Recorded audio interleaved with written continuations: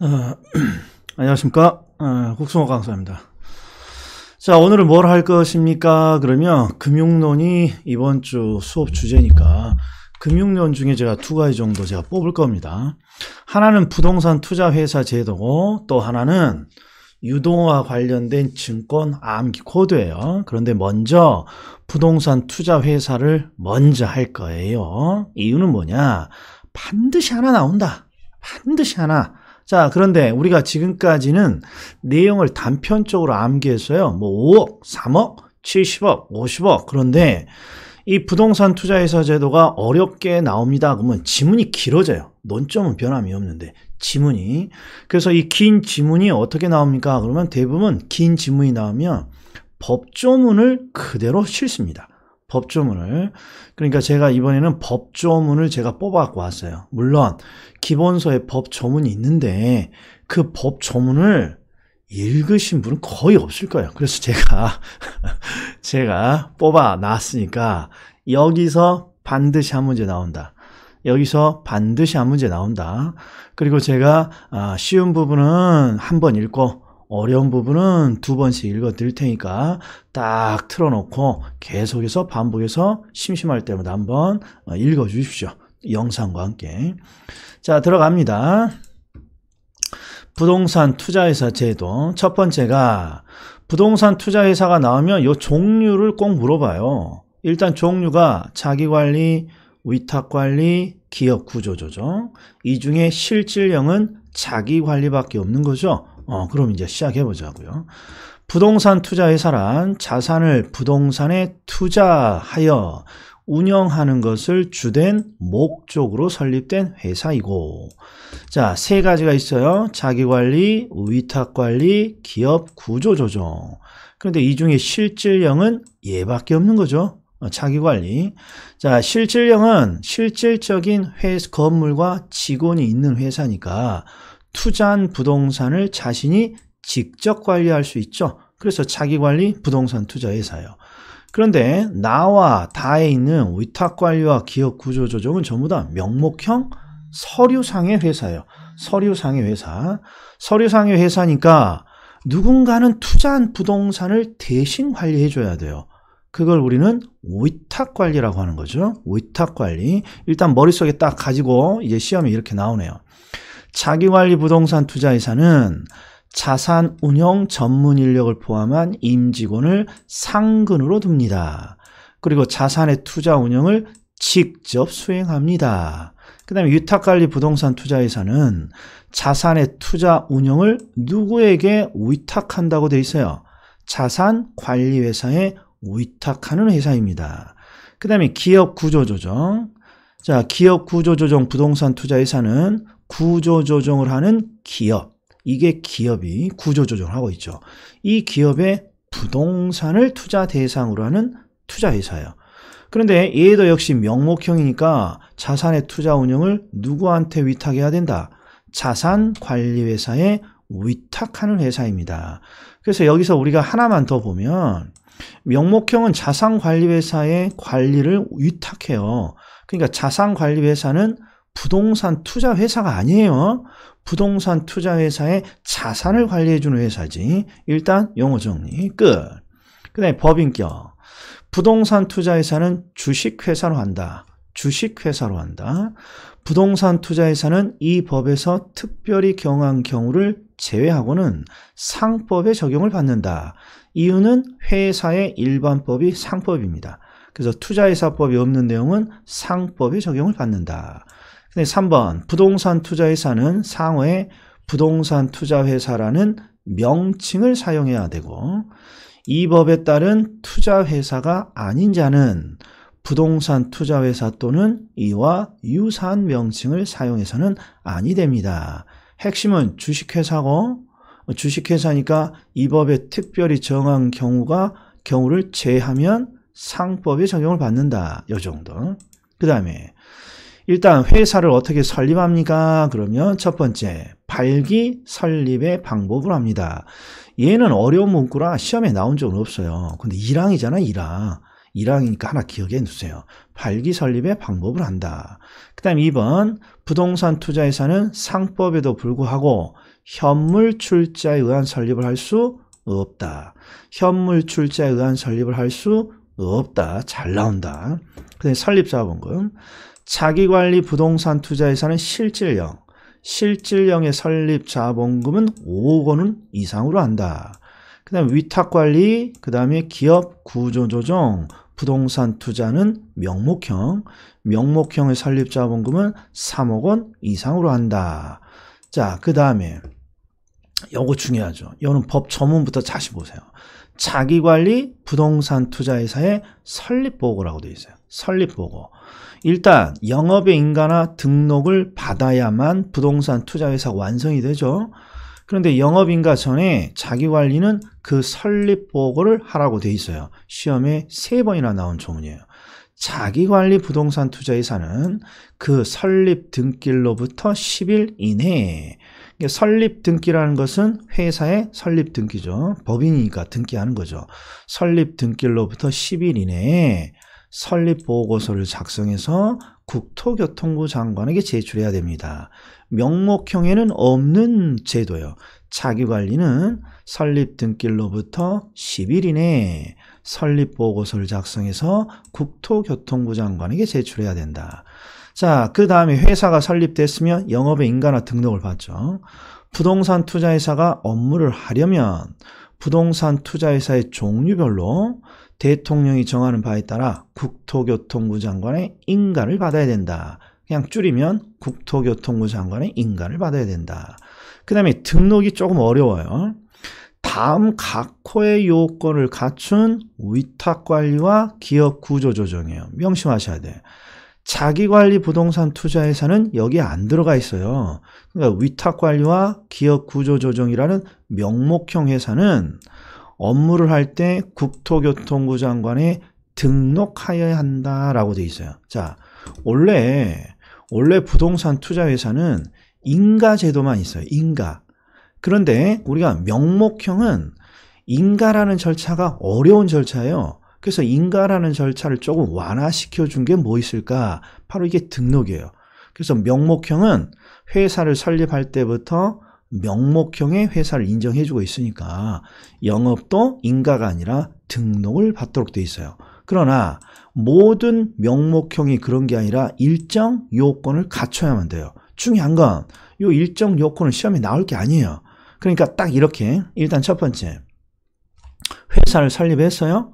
그러면 영업의 인가나 등록을 받는 거죠. 그래야 부동산 투자 회사가 완성되니까. 그런데 그 과정에 자기관리는 설립보고서를 작성해서 국토교통부 장관에게 보고하는 절차가 하나 있고, 그 다음에 위탁관리와 기업구조조정은 자기관리와 다르게 등록이라는 제도를 활용할 수도 있더라. 이렇게 기억을 좀 해줘야 돼요. 그 다음에 최저자본금. 일단 문구가 중요하죠. 최저자본금. 영업인가나 등록을 받았으면 부동산 투자회사가 완성된 거예요. 부동산 투자회사는 가장 먼저 소액 투자자로부터 자금을 끌어모아야 되는데 최소한 얼마의 자본금을 끌어모아야 됩니까? 자, 영업의 인가를 받거나 등록을 한 날로부터 6개월이 지난 부동산 투자회사의 자본금이라고 되어 있어요. 자, 최저 자본금 준비 기간이라고도 시험이 잘 나와요. 그러니까 최저 자본 준비금 준비 기간은 영업인가를 받거나 등록을 한 날로부터 6개월 이내라는 뜻이에요. 요 이내에 부동산 투자회사의 자본금을 마련해야 된다는 거예요. 최소 요만큼. 실질형은 70억이고 명목형인 위탁관리와 기업구조조정은 50억인 거죠.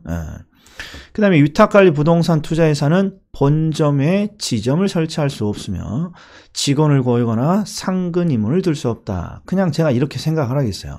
위탁관리는 명목형이니까 본점도 없고 지점도 없고 직원도 없고 임원도 없어. 그냥 이렇게 쉽게 생각하라고 그랬죠.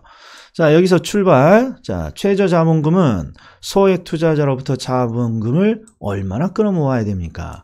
자기관리 실질형은 70, 위탁 기업 구조조정은 50억 원. 그리고 위탁관리는 명목형이니까 본점, 지점, 직원, 임원 이런 걸 둘 수 없더라. 그 다음에 주식의 공모.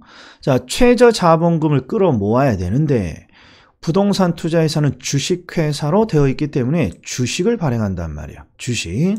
자, 부동산 투자회사는 영업인가를 받거나 등록을 하기 전까지라고 되어 있어요. 그러니까 투자회사가 영업에 인가나 등록을 하기 전이죠. 그럼 아직 부동산 투자회사가 완성되지 않았어요. 그러니까 발행하는 주식을 일반에 청약에 제공할 수 없다. 그냥 청약이란 거 빼고 주식을 일반 소액 투자자들에게 제공할 수 없다. 이유는 아직 부동산 투자회사가 영업이나 등록을 받기 전이니까 그런 거죠. 그 다음에 영업인가를 받거나 등록을 했어요. 그러면 주식 총수의 30% 이상이에요. 주식 총수의 30% 이상을 일반 소액 투자자들에게 제공하여야 한다. 이걸 우리는 주식의 공모라고 하는 거죠. 영업인가나 등록을 받기 전까지는 주식을 발행할 수 없다. 주식을 제공할 수 없다. 그런데 영업의 인가나 등록을 받았으면 주식 총수의 30% 이상이죠. 30% 이상을 일반에게 반드시 제공해야 됩니다. 이게 주식의 공모.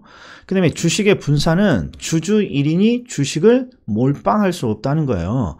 나눠 가져가야지. 그래서 주식의 분산 규정은 시장이 항상 주주 1인, 주주 1인, 주주 1인. 그리고 이 주식의 분산을 1인당 주식 소유 한도 규정이라고 돼요. 1인당 주식 소유 한도 규정.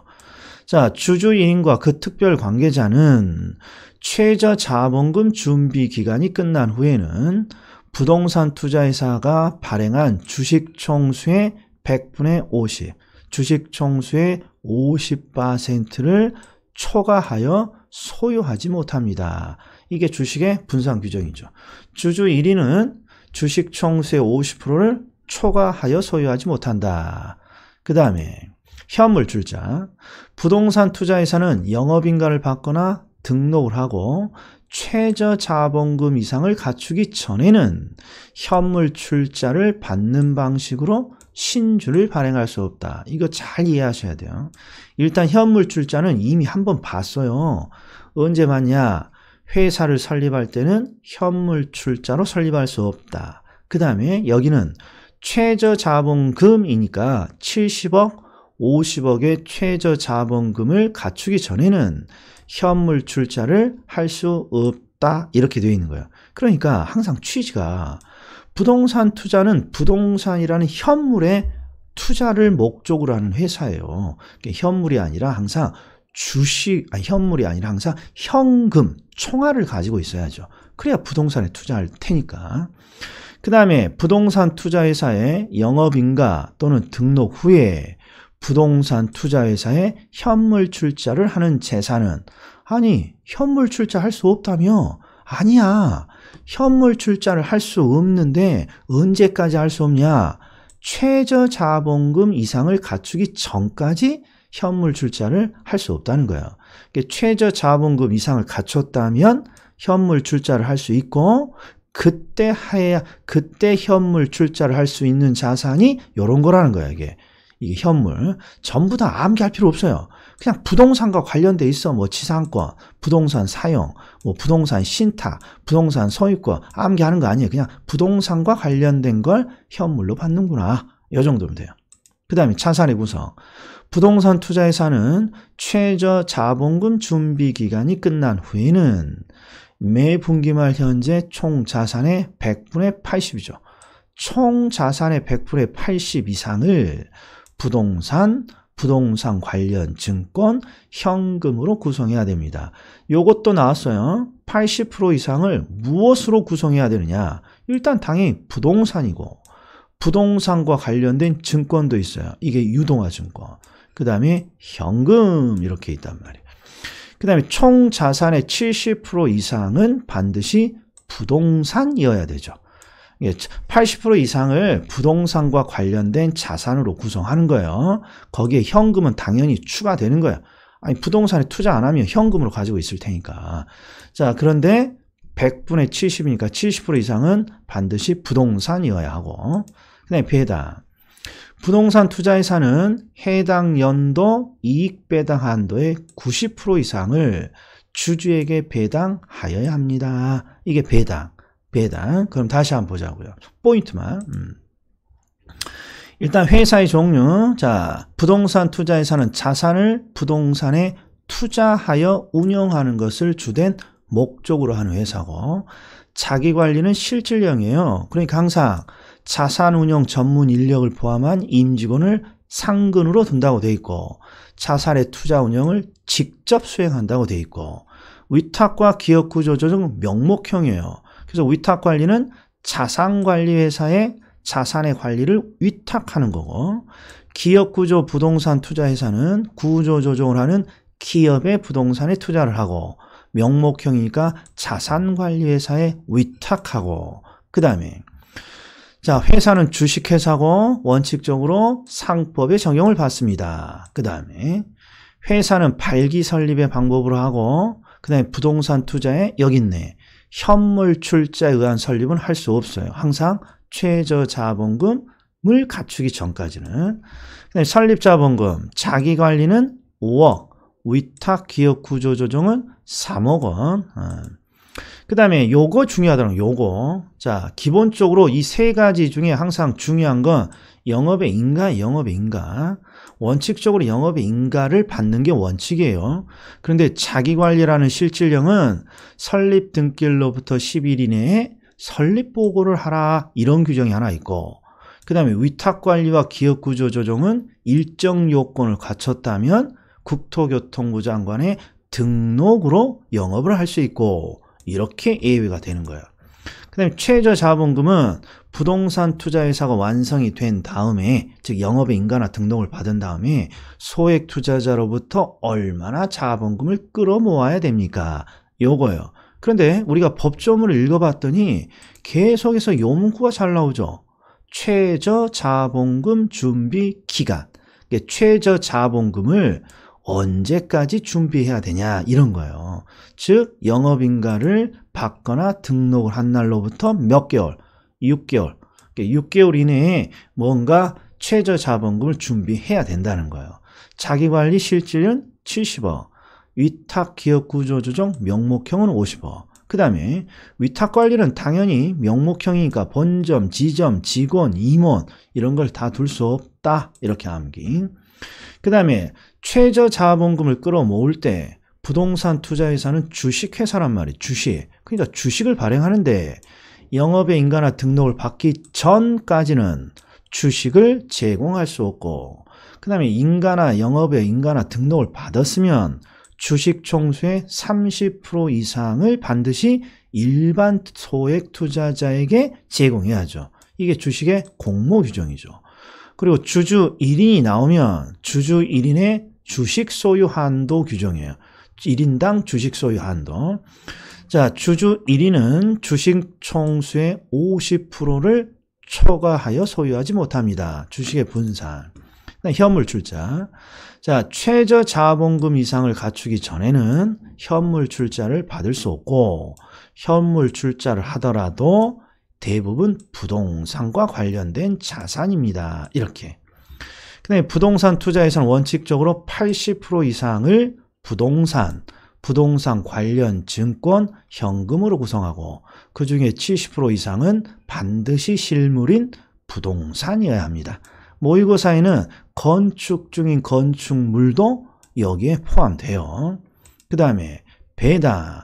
부동산 투자회사는 해당 연도 이익 배당 한도의 100분의 90 이상, 90% 이상을 주주에게 배당해야 합니다. 이렇게 되어 있네요. 자, 반드시 중요한 법 조문들이니까 꼭 이해를 해 주시기 바랍니다. 자, 다음에는 유동화 제도를 한번 보죠.